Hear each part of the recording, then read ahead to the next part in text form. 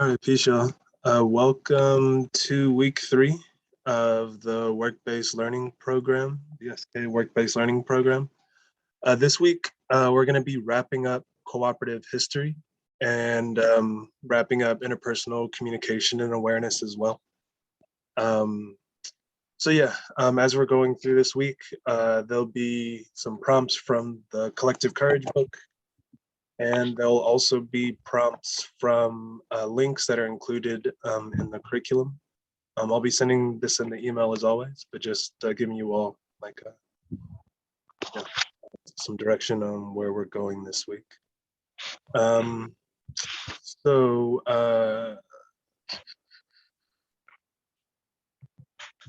think we can get started. The first thing that I wanted for us to go over today is this concept called the Green Lens and the Red Lens.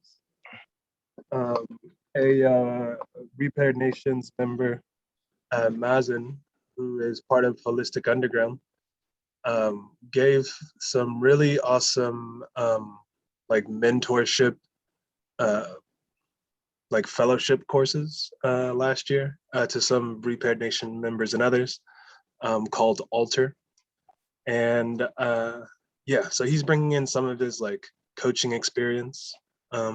If you all ever feel like you're in need of a life coach, let us know and we can reach out to him to see if he can set us up with someone.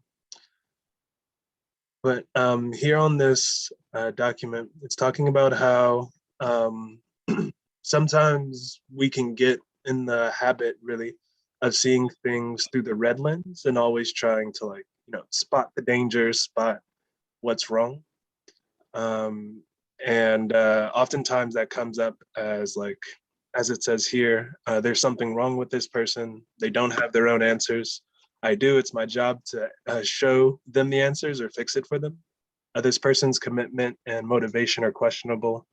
This person is a drain on me. I can honestly say that if I'm not, being mindful or aware of my thoughts, like they may slip into this, especially when I'm like frustrated about something. And it's up to us to like ultimately have that awareness and do something about it so that we're not like projecting or, just treating someone harsh unfairly because of some internal perspectives that we have. A more compassionate lens we can use that empowers others rather than trying to find what's wrong or blame is the Green Lens, which talks about how a person is a hero, whole and complete. The person has goals, dreams, and desires to make a difference. The person has their own answers. The person is contributing to me right now. And this person deserves to be treated with dignity and respect. Great mantra. I often honestly use this for me, like telling myself like, yo, you're a hero, you're whole and complete. Have your own goals and dreams and desires to make a difference. Because I feel like, ultimately it starts with us and we have to green lens ourselves and have compassion about ourselves and the things we're doing so that we can extend that to others. Prompt number 1 for today. Go ahead and browse through this if you'd like. But we'd like for you to give one situation the green lens may be helpful for you. So that's prompt number 1 for day 9, which is today. Anything you want to share about this before we hop into collective courage? Grand Rising, everybody. And it's just imperative for me to think about not only, how does this show up in actions, but being conscious of my thought formation, what I'm thinking to get to these type of conclusions. And, everything ties in, everything ties in. So imagine, being at work with an employee, or if you have a boss, okay, you what kind of lens you would develop over some time versus, having a co-owner. All right, so it's a different type of outcome when you have these lenses, and it's kind of coming from a standpoint of where you feel powerless to where it's very, it's very serious. You can do serious more. I feel like more damage. This is my personal perspective when there's a collective sharing of power. So just being able to relax, that's why there's a lot of interpersonal points and reflections that Brother Greg is having us, just kind of be aware of. So not only can we spot them when they come up within ourselves, but also something we can, uh, identify if we experience from one of our members or one of our cooperative members or just somebody in the community. So just understanding that this all comes together. And if you can, try to be aware of your thought processes that leads up to these conclusions. I think it'll be very beneficial. That's right. Thank you, Tat. If you all have any questions, feel free to put them in the chat. I'm gonna move us forward into the next thing, which is chapter 7. Always a chapter that like Tat and I are excited about when thinking about, well, let me, I'm sorry, I'm gonna pull this up so that you all can see what we're talking about inside of Collective Courage. So chapter 7 is continuing the legacy, and it's really focusing on Nannie Helen Burroughs, Helena Wilson, and some of the other Black women who have done amazing things in the cooperative movement for Black folks.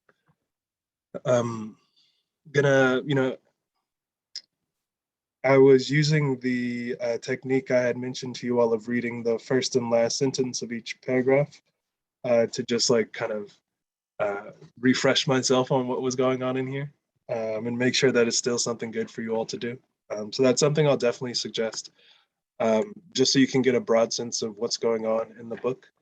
If you're able to stop on page 150, you'll see a great table that doesn't list everyone, but it does give us a good like viewpoint into what was happening during the different like periods or decades. And so it starts off with talking about the awesome stuff Maggie Lena Walker was doing with the Independent Order of St. Luke's, their savings bank, Ella Jo Baker, and Nannie Helen Burroughs were doing stuff in the 1930s. And we've already read about Queen Mother Ella Jo Baker and the awesome stuff she was doing at the Young Negroes Cooperatives League. But we haven't quite read about Nannie Helen Burroughs a whole bunch, a little bit about her National Training School for Girls and Women, I believe, in the earlier chapters, but there's still more to learn. Helena Wilson has been mentioned in here. In the 1940s, she did a lot with the Brotherhood of Sleeping Car Porters, which was a union for Black men who were the like pullmen and porters, the folks that like serve stuff on trains. And their Ladies Auxiliary did a bunch of cooperative work, and they were one of the most vocal unions for co-ops, really. When we get to the 1960s, we'll see Estelle Witherspoon, the Freedom Quilting Bee, and Fannie Lou Hamer at Freedom Farm doing amazing work. I think some of that was already talked about, but Freedom Farm and Quilting Bee are in here after like a lot of look at cooperative industries and the Ladies Auxiliary. And then from the 1980s to the 2000s, you see that there's a lot of cooperatives and women who have been continuing that effort and moving things forward. I'm not sure if you all picked it up earlier in the book, but in some places, like early on in our like history, women, like 52% of women in some places like New York and Philadelphia were part of mutual aid societies way back in the day. And like Tut and I always take the opportunity to uplift the role that women had in the Black Panther Party and pushing them forward. And like often, well, unfortunately, it's like folks often mostly look at Huey though, while he was in jail a lot of women like held it down and pushed it forward in many ways. But the thing that what am I getting at? I don't know. It's really important to honor the role of women in cooperatives and just like the lasting impact that they've had in terms of legacy and things on the ground. Ted, anything else you want to say while we're here at this like timeline table? I mean, you said it all, brother Greg. This is one of our favorite chapters. We normally love when we do the book club to have a sister lead us. Our sisters lead us in this conversation because, you know, from the front end to the back end, the Black woman is the developer and the sustainer and the you know, the most important part of building a Black nation. I mean, from birth to, you know, they develop the women, they develop the children, and they support the men. And the key is, and something that, you know, I experienced growing up was to experience as a child and somewhat as a man, the cooperative nature of the Black woman, how she just naturally falls into this role with her sisters to do amazing things. I mean, we know what brothers can do when we come together, like Brother touched on with the Black Panthers, but what the sisters can do and accomplish is so tremendously admirable and something that we have to study and reflect on. You know, how they can just come together, and it seemed like it just generate a lot of momentum, you know, a lot of movements, the church movement, civil rights. You see women playing these key roles. Men, you know, are the protectors, and we are the presenters. Okay, but the women are the sustainers. And you know, getting back to that in collective courage, and understanding the role that women play, and specifically chapter, continuing the legacy. You see a lot of powerhouse sisters that you might have not known who their names was, but when you see some of the things they were able to do in the 30s, the 40s, the 50s specifically, and on up, it's amazing. And it, you know, a lot of our sisters go without, you know, a lot of credit. But we all know they say behind every great Black man is a great Black woman. But we reverse that and say, withstanding with every man that you identify, if you do a little research, you'll see that there's a Black woman that stood side by side and sometimes even in front of that Black man. So this chapter really puts that in perspective. So we just want to highlight that and bring that back to the center of our culture, is knowing that the legacy of our nation really is predicated on how we understand the roles and the positions and how we treat Black women. So yeah, if you have a sister or a Black woman, or if you are a Black woman, highlight and high five while you read this chapter this week, because it's all about you. It's all about them, brothers. So yeah. Gotcha. So the first section is about Cooperative Industries of Washington, D.C., a project that Nanny Helen Burroughs embarked upon in addition to her training school. And so as you're reading through this, you'll get a lot of cool interesting information about the business itself and what they were doing, how it sparked off. Immediately after that subsection, there's going to be the International Ladies Auxiliary to the Brotherhood of Sleeping Car Porters. It's going to go through a lot of the history of how it happened, some of the organizing history of like what they had to do to, you know, bring it up to par. You're going to see that it was really nationwide, and they started doing like study circles, which we all know through this book is the way that Black folks tend to start a cooperative. Some co-ops were launched, and just the legacy is strong with this group. So prompt number 2 for this session number 9, is asking for you all to give us 2 facts about each the Ladies Auxiliary and Cooperative Industries of Washington, D.C. All right. So prompt number 2, like I said, give us 2 facts each about Co-op Industries of Washington, D.C. and the International Ladies Auxiliary. The first prompt was to give us one situation the Green Lens might be helpful. Okay. And though we're just asking you to focus on giving us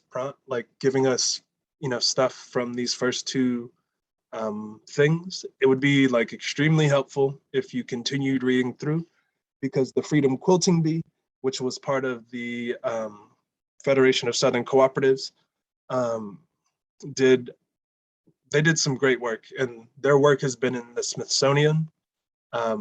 They're like very quality, and yeah, you would benefit from learning about Estelle Witherspoon and what they're doing there. And as you continue going forward, there will be others like Cooperative Home Care Associates, which is more modern, as well as this Co-op Economics for Women, which is like modern day. Dawson Workaround, also modernish day, like the 90s. Ella Jo Baker International Community, also kind of, all of these are modern. And then the Ujamaa Collective, founded in 2007, also modern. So there's a lot of information and also, like, I guess, case studies on these different kinds of cooperatives and the ways that they were moving about, or, going about launching and being successful in their businesses. At the very end, you'll get a summation from Dr. Gordon Emhart about the significance of Black women and their involvement in the cooperative movement. I'd recommend you just like read this rather than doing the like first and last sentence of each paragraph. It's only a few paragraphs. It'll give you a bunch. And yeah, I think it's up to us to like bring this back and yeah, like co-empower each other, really, because we got to do this together. And yeah, there is no front in a circle. We're just trying to get to a certain spot. So if we're all like in a circle, like hierarchy, like organization, like cooperatives tend to be things that don't have hierarchy. So more circular, people coming to the table, discussing together. Let's figure out how to do that and, uplift the awesome things that happened in the past. Yeah, I don't know. There's just like, Black women right now are the most educated, like ethnic racial group in the US, according to, studies I've heard and seen. And so there's just a lot of talent that we can figure out how to like cultivate the same ethos that we used to have and build like beautiful things for our communities. We were really intentional about making sure that the co-leads were intentional about making sure that we didn't just bring in a bunch of men into this program, is watching out for our biases and making sure that it was fairly equal. So it's a continued choice to like bring this kind of stuff forward, do away with the oppression of capitalism. I hope you all enjoy this. This chapter 7. The last prompt for the day is, yeah, I'll go over both the prompts. So the first prompt is give us one situation that the Green Lens might be helpful. You'll be finding that inside of the curriculum that we share with you, but it's always in the emails as well. The second prompt, so that's the first prompt for day 9. Give us one situation the Green Lens may be helpful for you. The second prompt, give us 2 facts each about cooperative industries and the Ladies Auxiliary inside of chapter 7. And the third prompt, which I'll get into now, is this time card portal that we'd like for you to use. We have finished one whole pay period, y'all, of the program. I think we've talked already to you about how we're really wanting for folks to do the assignments the week of. We understand if it takes 2 weeks. We're also understanding that this is a new program and it's going to take some time for folks to like get into the swing of things.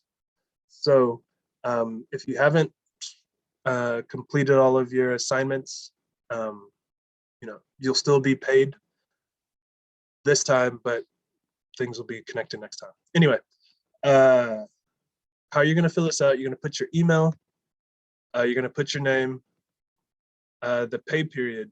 You're going to click this thing. It's going to start on the 11th. That's the official start date. And it ends on the 24th, 2 weeks. How many hours did you work? Well, there were 15 hours for the first week and 15 hours for the second week. So that's 30 hours for this pay period. And then provide a brief description of your activities. I put a little example in here so you all can see what we'd like for you to put. 5 hours a week of education in sessions A and B. That's just me giving like examples. So you would put like week 1. So you would say 5 hours a week of education in co-op history and interpersonal awareness. And then your 10 hours a week will be different depending on which track you're in. But I put doing XYZ at name of place because essentially that'll break down to, if you're doing a apprenticeship, you'll be doing 10 hours a week at apprentice site, whatever that is for you. And doing X, Y, and Z. I'm not quite sure what each of you all are doing. I'm off the top of my head anymore. And that would be it. Then you would hit submit. And that's together. So that's your third prompt, is to finish this time card today. Let's see. Oh yeah, you're welcome, Ola. So those are the prompts. Prompt 1 is to tell us how the Green Lens might be helpful. Prompt 2, give us 2 facts each about co-op industries and the Ladies Auxiliary. Prompt number 3, fill out this time card so we can pay you. You will be getting like administrative type emails for our payment processor, probably tomorrow, if not end of day today. So please also fill that out as soon as you get it so that everything will go through smoothly. I believe that's it. If there are any other questions, now is a good time. I appreciate you for putting the other questions in the chat. But yeah, we're at the start of a new week. I pray you all move forward in inspired ways and that you have a great time at it. Anything you want to say to close this out? Appreciate y'all. Great work accomplishing, first 2 weeks, first pay period. Please fill it out. Want to make sure you're being compensated for your hard work, and let's get it. Congratulations. This is week 3. Super proud. Let's keep rolling, y'all. All right, y'all. Appreciate you so much. Take care.